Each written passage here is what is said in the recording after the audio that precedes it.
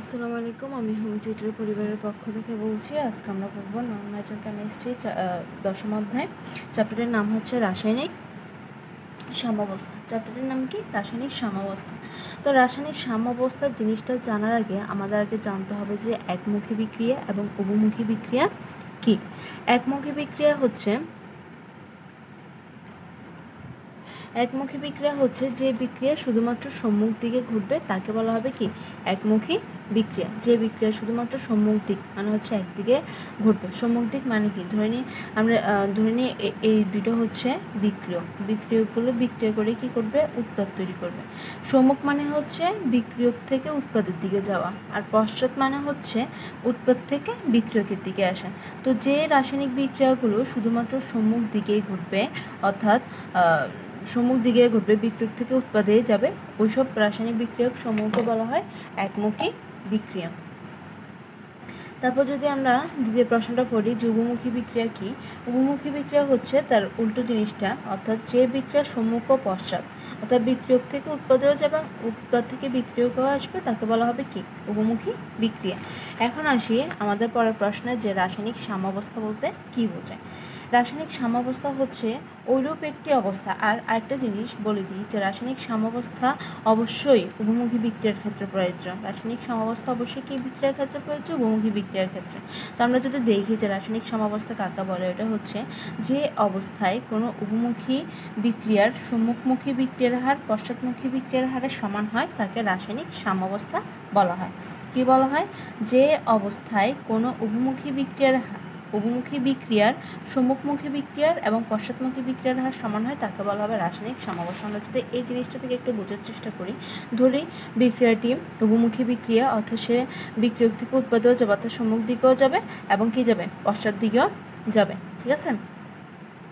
তাহলে এক্ষেত্রে প্রথমে উৎপাদের পরিমাণ হচ্ছে একদম 0, বিক্রিয়ক ধরে নিয়ে 100%। তো কোনো এক সময় যখন বিক্রিয়াটি স্টার্ট হয়েছে, কোনো এক সময় দেখা গেছে যে বিক্রিয়কের পরিমাণ কম এবং উৎপাদের পরিমাণ কি? বেড়ে যাচ্ছে। আমি আগেই বলে দিয়েছি, আমরা ধরে নিয়েছি যে বিক্রিয়াটা হচ্ছে কি একটা উভমুখী বিক্রিয়া, অর্থাৎ দুই দিকে ঘটবে। তো যখন এখানে 100 থেকে শেষ হইতে 50 হয়েছে, তো আমরা আবার দেখতে পাই যে 50 থেকে মানে বিক্রিয়াটা তখন কি? সাম্যাবস্থায় আছে। তো কোনো এক সময়, অর্থাৎ উভমুখী বিক্রিয়ার কোনো এক সময় উৎপাদের পরিমাণ একদম শেষ হয়ে বিক্রিয়কের পরিমাণ শেষ হয়ে যে উৎপাদ হবে এবং ওই উৎপাদই কিন্তু আবার সে উল্টোভাবে বিক্রিয়ক হিসাবে কাজ করবে, অর্থাৎ বিক্রিয়াটি সম্মুখ দিকেও ঘটবে, পশ্চাৎ দিকেও ঘটবে এবং ঘটার পর এক সময় তাদের কি? লিমিটেশনটা এক জায়গায় স্থির হয়ে যাবে। অর্থাৎ যেমন ধরেন এখানে 100 শেষ হইতে 50, বা এটা যখন 100 আবার এটা শেষ হইতে কি? 50। তো আমরা যদি একটু সংজ্ঞাটা দেখি, যে অবস্থায় কোনো উভমুখী বিক্রিয়ার সম্মুখমুখী বিক্রিয়ার হার এবং পশ্চাৎমুখী বিক্রিয়ার হার সমান হবে তখন তাকে বলা হবে কি? রাসায়নিক সাম্যাবস্থা। এখন যদি আমরা এটা একটু উদাহরণের মাধ্যমে দেখি, যেমন অ্যামোনিয়াম ক্লোরাইডকে যদি আমরা, এটা একটু উভমুখী বিক্রিয়া, এটাকে যদি আমরা তাপ দিই তাহলে আমরা দেখতেছি যে ওইখান থেকে অ্যামোনিয়া এবং হাইড্রোক্লোরিক এই দুইটা উৎপন্ন হচ্ছে। তো এখন আমরা একটু ব্যাখ্যাটা দেখি যে আমরা ব্যাখ্যাটা কীভাবে লিখছি, যে কঠিন অ্যামোনিয়াম ক্লোরাইডকে একটি আবদ্ধ পাত্রে রেখে, এবং উভমুখী বিক্রিয়াটা কি? আবদ্ধ পাত্রে হয়, অর্থাৎ বদ্ধ পাত্রে। ঠিক আছে? কঠিন অ্যামোনিয়াম ক্লোরাইডকে একটা আবদ্ধ পাত্রে রেখে যদি আমরা এর মধ্যে তাপ দিই তাহলে এই কঠিন অ্যামোনিয়াম ক্লোরাইডটা বিয়োজিত হয়ে হাইড্রোক্লোরিক এবং অ্যামোনিয়া এই দুটি গ্যাস কী করবে? উৎপন্ন করবে। সময়ের পরিবর্তনের সাথে সাথে এক পর্যায়ে হাইড্রোক্লোরিক ও অ্যামোনিয়ার পরিমাণটা যখন বাড়তে থাকে, অর্থাৎ এর পরিমাণ যখন কম এবং এর পরিমাণ যখন বাড়তে থাকে, বিপরীতমুখী প্রক্রিয়াটাও কি? চলতে থাকে। বিপরীতমুখী প্রক্রিয়া মানে কি? পশ্চাৎ থেকে আবার সম্মুখ বিক্রিয়াটা চলতে থাকে। আবার কি হয়? এই দুইটা থেকে যুক্ত হয়ে কি হয়? অ্যামোনিয়াম ক্লোরাইড উৎপন্ন হয়, অর্থাৎ বিক্রিয়াটি এই অবস্থায় চলতে থাকে। এটাকে বলা হয় মূলত রাসায়নিক সাম্যাবস্থা। ঠিক আছে? তাহলে রাসায়নিক সাম্যাবস্থা হচ্ছে আবার দুই ধরনের, একটা হচ্ছে সমসত্ব সাম্যাবস্থা আর একটা হচ্ছে অসমসত্ব সাম্যাবস্থা। এখন আমরা যদি একটু পড়ি যে সমসত্ব সাম্যাবস্থাটা কি। যদি বিক্রিয়ক ও উৎপাদ পদার্থ সময় একই দশায় বিরাজ করে সেই ধরনের রাসায়নিক সাম্যকে বলা হবে সমসত্ব সাম্য। আমরা যদি একটু উদাহরণে দেখি, যেমন একই ধরন আমরা যে পদার্থের অবস্থা 3 ধরনের হয়ে থাকে, কঠিন, তরল, বায়বীয়। ঠিক আছে? অর্থাৎ সলিড, লিকুইড, গ্যাস। তো হাইড্রোক্লোরিক এই অবস্থায় গ্যাসীয়, তার থেকে যে উৎপাদগুলো পাইছি হাইড্রোজেন এবং আয়োডিন, ওইগুলো হচ্ছে গ্যাসীয়।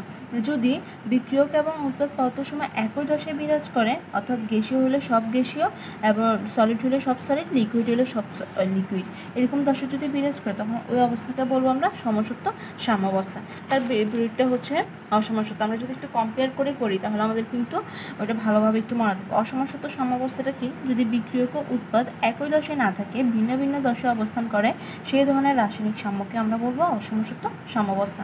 যেমন কোনোটা সলিড হলে কোনোটা গ্যাস, কোনোটা গ্যাস হলে কোনোটা লিকুইড, অর্থাৎ একই দশায় থাকবে না। যেমন এখানে বিক্রিয়ক হিসেবে কে কাজ করতেছে? ক্যালসিয়াম কার্বনেট, সে সলিড আছে, বিয়োজিত হওয়ার পর ক্যালসিয়াম অক্সাইড পাইছি, সেও সলিড, কিন্তু আরেকটা যে উৎপাদটা পাইছি ওইটা কার্বন ডাইঅক্সাইড, সে হচ্ছে গ্যাসীয়। অর্থাৎ তাদের বিক্রিয়ক এবং উৎপাদ সবগুলোই কি নেই? সেম দশায় বিদ্যমান নয়। যদি সেম দশায় বিদ্যমান না হয় এই ধরনের রাসায়নিক সাম্যকে আমরা বলবো অসমসত্ব সাম্যাবস্থা। তারপর আসি আমাদের পরের কোয়েশ্চেনটা, যে রাসায়নিক সাম্যাবস্থা কাকে বলে এবং উহার বৈশিষ্ট্যগুলো। রাসায়নিক সাম্যাবস্থা কাকে বলে আমরা ইতিমধ্যে পড়ে আসছি। যদি আমরা আরেকটু রিপিট করি যে রাসায়নিক সাম্যাবস্থাটা কি? যে অবস্থায় কোনো অভিমুখী বিক্রিয়ার সম্মুখমুখী বিক্রিয়ার হার পশ্চাৎমুখী বিক্রিয়ার হারের সমান হবে, অর্থাৎ যেই অবস্থায় শুরু ধরে মন্ত্রিত বিক্রিয়াটা উভমুখী হলে রাসায়নিক সাম্য হয় না। বিক্রিয়কের কিছু পরিমাণ ক্ষয় হওয়ার পর উৎপাদের পরিমাণ যখন বাড়তে থাকে, ঠিক উৎপাদের পরিমাণটা যখন বাড়তে থাকে বিপরীতমুখী প্রক্রিয়াটা চলতে থাকে, অর্থাৎ তার জন্য একটা কী হয়? একটা সময়ের দরকার হয়। সেই জন্য আমরা বলবো যে অবস্থায় কোনো অভিমুখী বিক্রিয়ার সম্মুখমুখী বিক্রিয়ার হার এবং পশ্চাৎমুখী বিক্রিয়ার হারের সমান হবে, তখনই তাকে বলবো আমরা রাসায়নিক সাম্যাবস্থা। তো রাসায়নিক সাম্যাবস্থার কিছু বৈশিষ্ট্য রয়েছে। যেমন রাসায়নিক সাম্যাবস্থার বৈশিষ্ট্যসমূহ হলো, এক হচ্ছে উভমুখী, মানে হচ্ছে কি রাসায়নিক সাম্যাবস্থা কেবলমাত্র উভমুখী বিক্রিয়ার ক্ষেত্রে কী হবে? অর্জিত হবে। তো সেকেন্ড যে বৈশিষ্ট্য ওটা হচ্ছে গতিবেগ, অর্থাৎ রাসায়নিক উভমুখী বিক্রিয়ার সম্মুখমুখী এবং পশ্চাৎমুখী প্রক্রিয়ার গতিবেগ প্রায় কী হবে? সমান হবে। অর্থাৎ সম্মুখ দিকেও যে করবে এবং পশ্চাৎ দিকেও যেভাবে আসুক না কেন তাদের গতিবেগ সমান। তাহলে আমরা রাসায়নিক সাম্যাবস্থার একটা বৈশিষ্ট্য পাচ্ছি উভমুখী এবং আরেকটা বৈশিষ্ট্য পাচ্ছি কি? গতিবেগ। তারপরে যে বৈশিষ্ট্য ওইটা হচ্ছে বিক্রিয়ার অসম্পূর্ণতা, অর্থাৎ সাম্যাবস্থায় অর্জিত হলে সাধারণভাবে রাসায়নিক বিক্রিয়ার কী হয়? রাসায়নিক বিক্রিয়ার কোনো দিকে সম্পূর্ণ হতে পারে না, ঠিক আছে? কারণ সাম্যাবস্থায় যে পরিমাণ বিক্রিয়ক বিক্রিয়া করে উৎপাদ গঠন করে, ঠিক ততটুকু উৎপাদে আবার বিক্রিয়কে পরিণত হয়। অর্থাৎ বিক্রিয়াটি যেহেতু উভমুখী বিক্রিয়া, সে কখনোই একদম বিক্রিয়ক ফুললি ফিনিশ হয়ে উৎপাদ উৎপন্ন হবে না, আবার উৎপাদও ফুললি ফিনিশ হয়ে বিক্রিয়কে পরিণত হবে না। তাই আমরা বলতে পারি যে বিক্রিয়কের কি রাসায়নিক সাম্যাবস্থাটা হচ্ছে বিক্রিয়ার অসম্পূর্ণতা, মানে হচ্ছে সাম্যাবস্থা অর্জিত হলে সাধারণত রাসায়নিক বিক্রিয়ার আর কোনো দিকে কি হতে পারে না? সম্পূর্ণ হতে পারে না। কারণ সাম্যাবস্থায় যে পরিমাণ বিক্রিয়া করে উৎপাদ গঠন করবে, ঠিক কতটুকুই আবার উৎপাদটা আবার কিসে হবে? বিক্রিয়কে পরিণত হবে। তাহলে আমরা বলতে পারি যে বিক্রিয়াটা অসম্পূর্ণ রয়েছে। তারপর আমাদের যদি একটু পরের কোয়েশনটা আমরা যদি দেখি, যে রাসায়নিক সাম্যাবস্থার উপর প্রভাবকের প্রভাব। কী ধরনের প্রভাবক রাসায়নিক সাম্যাবস্থার উপর ক্রিয়া করে? প্রভাবক সাধারণত কি মানে হচ্ছে এনজাইম। আর প্রভাবক মানে কি? প্রভাবক মানে হচ্ছে কোনো একটা বিক্রিয়ায়, আমি আগে প্রশ্নটা আলোচনা করার আগে একটু বলিনি মুখে, যে প্রভাবক মানে হচ্ছে আমরা যেটা অনেকে এনজাইম হিসেবেও চিনি বা কেমিস্ট্রির ক্ষেত্রে প্রভাবক বলা হয়। তো প্রভাবক হচ্ছে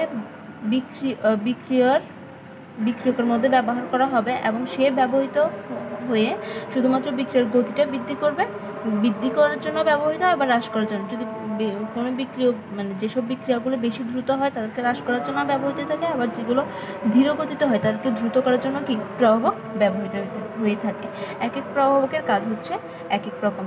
তো প্রভাবকের আরেকটা বৈশিষ্ট্য কি জানি আমরা, যে সে ব্যবহৃত হয়ে বিক্রিয়ার গতি বৃদ্ধি বা হ্রাস করবে, কিন্তু বিক্রিয়া শেষে কী হয়ে যাবে? নিচে ফিনিশ হয়ে যাবে, তার কোনো অস্তিত্ব উৎপাদে আমরা পাবো না।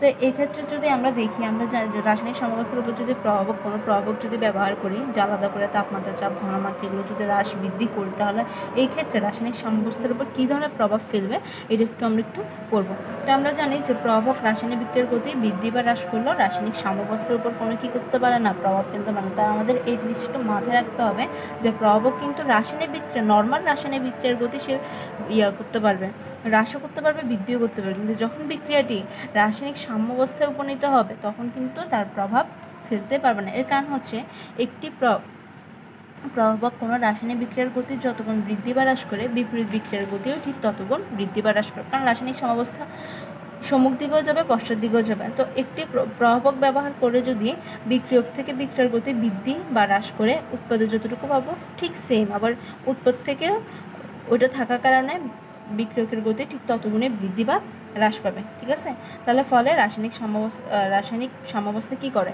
সেই একই এদিক দিয়ে যদি একটু কম বেশি হয় ওদিকেও কী হবে, উল্টো আবার বিপরীত কম বেশি হবে। তাহলে আমরা বলতে পারি যে পরে রাসায়নিক সাম্যাবস্থা একইভাবে বিরাজ করা। তো শুরুতে যেমন ছিল শেষেও তেমন থেকে, মাঝখানে যদি কোনো প্রভাবক ব্যবহারও করি তার কোনো প্রভাবে কি পড়ে না। তাহলে আমরা বলতে পারি রাসায়নিক সাম্যাবস্থার উপর প্রভাবকের কোনো কী নেই, ভূমিকা নেই।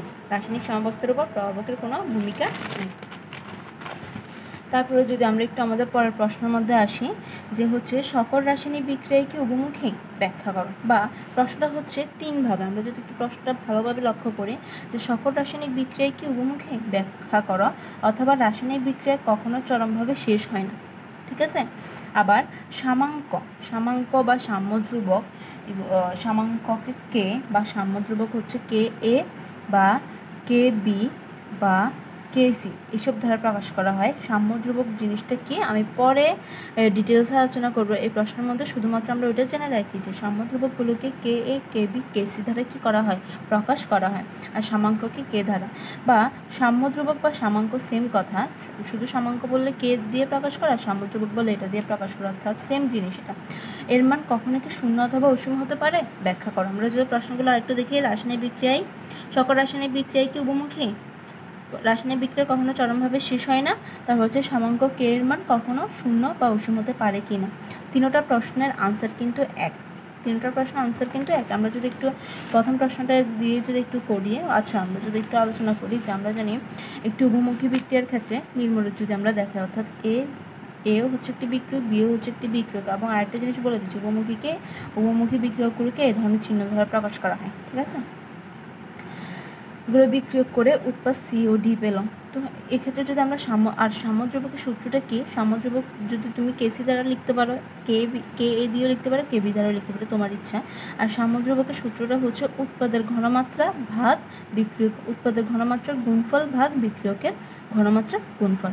যেমন আর ঘনমাত্রা মানে কি, ঘনমাত্রা মানে হচ্ছে এই সিকে যেমন আমরা থার্ড ব্র্যাকেট দিয়ে লিখছি, ডিকে যেমন থার্ড ব্র্যাকেট দিয়ে লিখছি, একে যেমন থার্ড ব্র্যাকেট, বিকে যেমন থার্ড ব্র্যাকেট, এই প্রত্যেকটাকে থার্ড ব্র্যাকেট দিয়ে লেখাটাই মানে হচ্ছে, যেমন সি এর ঘনমাত্রা হচ্ছে সি থার্ড ব্র্যাকেট, ডি এর ঘনমাত্রা হচ্ছে ডি থার্ড ব্র্যাকেট। তাহলে সাম্যধ্রুবক কেসি এর সূত্র হচ্ছে উৎপাদের ঘনমাত্রার গুণফলের সাথে বিক্রিয়কের ঘনমাত্রার গুণফলের কি ভাগ। ঠিক আছে, আমি একটু নিচে দিয়ে আবার নোটও করে দিয়েছি যে এখানে এগুলো ধারা এ ও বি এর ঘনমাত্রা বোঝানো হয়েছে, যেটা হচ্ছে উভমুখী বিক্রিয়ার ক্ষেত্রে। ঠিক আছে, তো উভমুখী যদি বিক্রিয়াটি একমুখী হয়, ঠিক আছে, যদি বিক্রিয়াটি কী হয়, একমুখী হয়, তাহলে কোনো এক সময় বিক্রিয়াটি সম্পন্ন হবে। বিক্রিয়াটি যদি একমুখী হয় তাহলে সে শুধু সম্মুখ দিকে ঘটবে, আর যদি শুধু সম্মুখ দিকেই ঘটে তাহলে শুধুমাত্র বিক্রিয়কগুলোই কিসে পাবো, উৎপাদে পাবো, অর্থাৎ বিক্রিয়াটা একসময় শেষ হয়ে যাবে, অর্থাৎ বিক্রিয়াটি সম্পন্ন হবে। তখন বিক্রিয়ক বা যে কোনো একটির ঘনমাত্রা তখন কী হয়ে যাবে, শূন্য হয়ে যাবে। যেমন আমরা যদি বিবেচনা করি যে বিক্রিয়াটা হচ্ছে কি একমুখী বিক্রিয়ার ক্ষেত্রে, তাহলে শুধুমাত্র একটা থাকবে এবং এ আর বি একসময় কী হয়ে যাবে, ফিনিশ হয়ে যাবে। তাহলে উৎপাদের যে বিক্রিয়কের ঘনমাত্রা এটা যেহেতু একসময় ফিনিশ হয়ে যায়, তাহলে এটা পুরোটা কী হয়ে যাবে, টোটালটা জিরো। এই যে টোটালটা জিরো। তো আমরা একটু যদি দেখি, যদি বিক্রিয়াটা আমরা আগেরটা করছি উভমুখী বিক্রিয়ার জন্য বিবেচনা করছি, এখন আমরা একমুখী বিক্রিয়ার জন্য যদি বিবেচনা করি, তাহলে বিক্রিয়াটি একসময় সম্পন্ন হয়ে যাবে। তখন সকল বিক্রিয়ক বা অন্তত কোনো একটি বিক্রিয়কের ঘনমাত্রা কী হবে, শূন্য হবে। তো এমন্ত অবস্থায় বিক্রিয়কের ঘনমাত্রাটাই শূন্য হবে, তো এ ও বি এর উভয়ের কী হবে, শূন্য হবে। শূন্য হওয়ার পর তাহলে কেসি এর মান যদি নিচে যদি শূন্য আসে, কোনো কিছু দিয়ে যদি ভাগ করা, তার মান ইনফিনিটি। তো আমাদের প্রশ্ন ছিল যে হচ্ছে সামাঙ্ক কে এর মান কখনো শূন্য বা অসীম হতে পারে কিনা। আমরা সূত্র, এটাও একটা সূত্র যে সামাঙ্ক কেসি ধ্রুবকের মান কখনো শূন্য বা অসীম হতে পারে না, পারে কিনা জিজ্ঞেস করছে। ওটা হচ্ছে কখনো শূন্য বা শূন্য হবে না তার মানটা, এবং অসীম হবে না। কিন্তু আমরা দেখতেছি যে এখানে কি চলে আসছে, অসীম।